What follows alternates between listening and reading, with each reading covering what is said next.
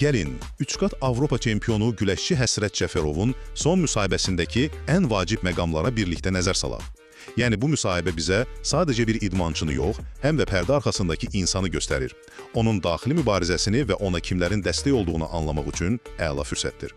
Birinci məqam. Cəfərovdan çox səmimi bir etiraf gəlir. Deyir ki, mənim ən böyük rəqibim elə özüməm. Bəs niyə axı o finallarda uduzur? O, heç kimi günahlandırmır, deyir ki, problem məndədir. Dünya çempionatında, İslam oyunlarında məğlubiyyətini psixoloji gərginliklə bağlayır. Hətta deyir ki, görüşün sonunda sanki donub qalıram. İkincisi, bəs bu çətinliklərdə ona kim güc verib? Məşqçisi Vaqif Feyzullayev. Amma bu, adi məşqçisi tələbə hekayəsi deyil, heç də. Məşqçisi ona və dostlarına sözün əsl mənasında atalıq edib. Düşünün, uşaqlar ev üçün darıxıb qaçmaq istəyəndə o onları saxlayıb, onlarla bir yerdə qalıb. Hətta bir-birindən ayrılmadıkları üçün onlara zarafatla hobbitlər deyirmiş. Və nəhayət, üçüncü məqam, ailə həyatı. Bilirsiniz, o klassik fikir var ki, idmançı evlənəndən sonra nəticələri zəifləyir. Amma Həsrət bu stereotipi tamamilə darmadağın edir. Deyir ki, yox, əksinə, evləndikdən sonra nəticələrim daha da yaxşılaşıb və həyat yoldaşım mənə böyük dəstəkdir.